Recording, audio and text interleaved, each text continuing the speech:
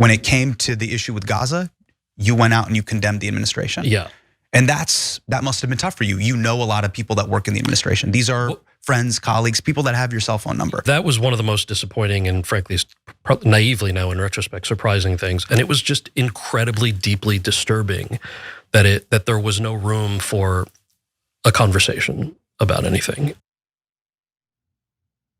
That was actor and comedian Kal Penn, who just revealed that he did indeed attempt to get through to the Biden administration about just how unpopular its foreign policy on the topic of Israel was with young voters. And that was definitely relevant information for them to digest, considering the fact that, we had an election coming up and typical Democratic voters wanted some answers about how, let's say, Kamala Harris would do things differently when it came to Israel and Gaza.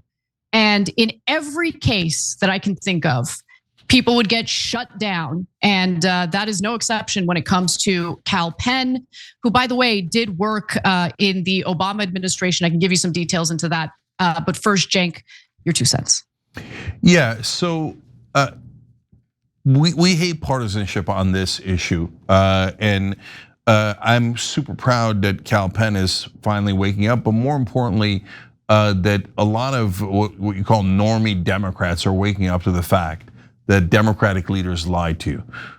So we're gonna talk about that, and of course also true of Republican leaders, but we're also gonna talk about why, especially with Blinken and Biden. So let's get the facts first. Now, while Kal Penn has, he's best known for his acting, the reality is that he's been very involved in politics for a long time now. So in 2009, he actually left his job as a cast member on House to take a position in the Obama White House. He became the associate director of the White House Office of Public Engagement. And in that role, he served as Obama's liaison to young Americans, Asian Americans, and Pacific Islanders, and the arts community as well. So he also became a co-chair for Obama's 2012 presidential campaign, his re-election campaign. Now, over his time in politics, he developed contacts, as you would, especially if you're working for an administration. And he thought, look, this genocide is ongoing in Gaza. I should maybe tap into the contacts that I have to communicate to the Biden administration, hey, the way you're handling this is not good, okay? You're actually turning a lot of young Democratic voters off. So during this podcast interview, fellow comedian Hassan Minhaj asks Penn how he navigated calling out people in Biden's inner circle that he had previously had personal relationships with. Take a look. That was one of the most disappointing and frankly, naively now in retrospect, surprising things. I remember thinking to myself, and there were a group of us that would text about this, and I remember like Ben Rhodes, for example, who's been very outspoken, chatting with him, chatting with other people who worked in the National Security Council in the Obama White House who are more aligned with what like a Rhodes or I believe in our view. Kind of thought, okay, before I like go out there and tweet about something, I have these relationships. Like, let me call them. Let me send a note to like Blinken and Kamala, and like this is the whole point of having these relationships. Is hey, I'm really. You had Antony Blinken's email. I sent it to an aide. Yeah. Wow. And made sure he saw it. Like, yes, the secretary's seen this. I'm like, great. And these are letters that just, not as an actor, not that there's no shade to that, but like primarily as, hey, I was Obama's youth guy. Here's what I'm hearing. So Antony Blinken is and was a disgrace, and something that I warned about the second that Biden tapped him to serve in his administration was the fact that he had been working at a think tank that he founded. And these think tanks allow for certain corruption to take place without disclosure, as you would have with some, political donations or campaign contributions. Basically, with his think tank, he was working on behalf of foreign governments, including Israel. And he was connecting, Israeli interests with the contacts that he had made during his time working in the Obama White House. So I knew that this guy was not going to have the type of foreign policy that is beneficial for the American people, because he had been making money off of foreign governments who want us to be in perpetual war. Nonetheless, the administration's reaction to Kal Penn's outreach was basically nothing. Take a look. I had phone calls with some of these people, and it was just incredibly deeply disturbing that there was no room for a conversation about anything. And so the national security, cultural diplomacy stuff that I do is mostly rooted in human rights and cultural diplomacy within human rights. So it was just a real bummer, frankly. But I thought that so what you're probably referring to are some of the tweets or posts that I made, or fundraisers for like Doctors Without Borders and what the hell are we doing here? But the starting point for that for a good 6 to 8 months was still believing that private pressure would work. And obviously, it didn't, which is a bummer.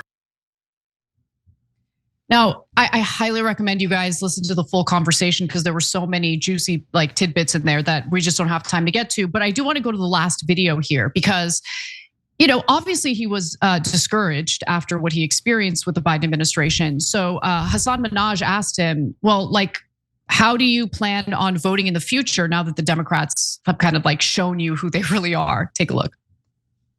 I think, like a lot of people, I don't know who you support nationally with the Dems right now.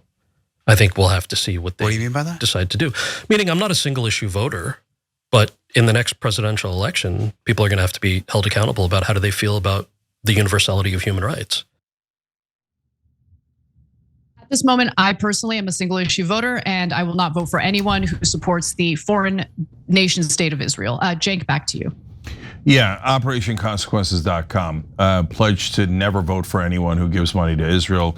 They committed a genocide with our money. They want to attack even more of their neighbors, and they continue to kill Palestinians at a rate of about 5 a day. They never stopped bombing them. They're a disgusting fascist government, and if you say I'm going to send your money to them, of course I'm not going to give you my vote. I would never vote for anyone who's pro-genocide. I mean, who would do that? Right, almost all of Congress who are completely bought by Israel. So what Kal Penn thought is what a lot of Democrats thought. Oh, no, our guys are good guys. Yeah, when Mitch McConnell takes $1 billion from corporations and foreign governments, of course he's evil and he serves them. But when Nancy Pelosi and Joe Biden take $1 billion, no, they did it out of goodness of their heart. They're all wonderful, angels. And if you just talk to them, you'll be able to persuade them to do the right thing. But it's weird, because decade after decade after decade, no one's been able to convince them to do the right thing, whether it's on Israel or on any other issue.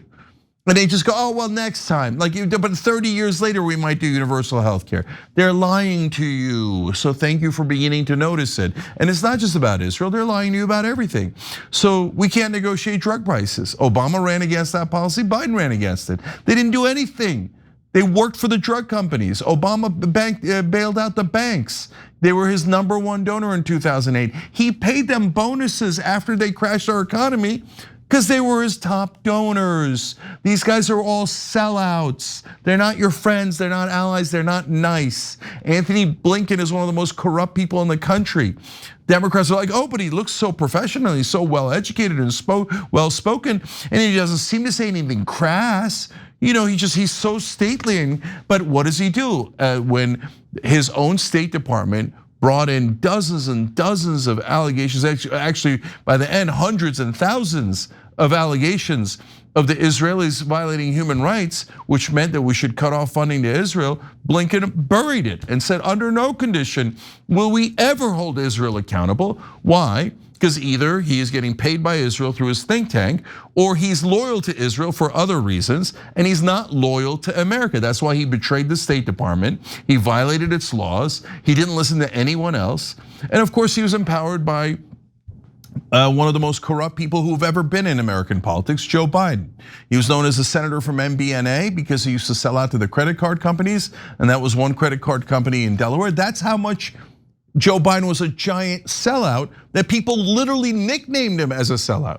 Who was his top donor though? Not MBNA, not one of the credit card companies. Over the span of his career, $11 million from AIPAC.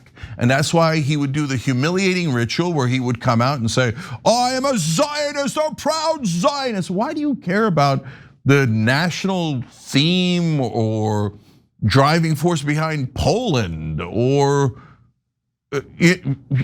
Malaysia or Israel? Why, isn't that so weird? If he came out and he was like, I love India, so I'm a Hindu nationalist. You'd be like, what? Why are these people all declaring that they're Zionists and they work for Israel? Because they literally work for Israel. They literally work for Israel. So of course you should never vote for anyone who gives funding to Israel. I don't care if they're Republican or Democrat. Vote them out in your own primaries. Vote out almost all the incumbents. They're all corrupt. They all work for Israel. They all work for these corporations that are robbing us blind. So, and I'm not gonna do to Kal Penn what unfortunately our side does to the right wing when they realize that Trump's a con man. So I'm not looking at this like, ha ha, Kal, you got it wrong. No.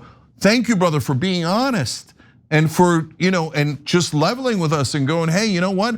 I worked in the Obama administration, but no, they don't really care about you. The Biden team didn't, Antony Blinken didn't. And no, I'm not gonna vote for you anymore if you say you work for another government and you're gonna cover up war crimes and make us pay for it. So I love that he came out and did this. And guys, last thing for me is that our government is obviously compromised. So all of our politicians swear allegiance to Israel for no reason. What a bizarre thing to do. They never swear allegiance to Slovenia, right? I mean, how? It's so weird. But the illusion has been created that if you don't swear allegiance to Israel, you hate Jews and your life should be ruined. Okay, yeah, I get it. Israel is a thug that has captured our government. Last piece of proof on that is all these rapes of American girls, the CIA knew for decades. Epstein clearly connected to Israel. Read the drop site news stories. Procures cyber weapons for Israel. Handles Israeli intelligence in the Iran-Contra affair. And so not one person at the CIA outed these guys. The CIA is completely compromised. And apparently there's not a single patriot that works at the CIA because they've handed our government over to Israel and so have our corrupt politicians. So Kal Penn just recognized it, but guess what? We're all noticing now. So operationconsequences.com, never vote for anyone that gives our money to a genocidal, maniac, fascist government like Israel. Every time you ring the bell below, an angel gets his wings. Totally not true, but it does keep you updated on our live shows.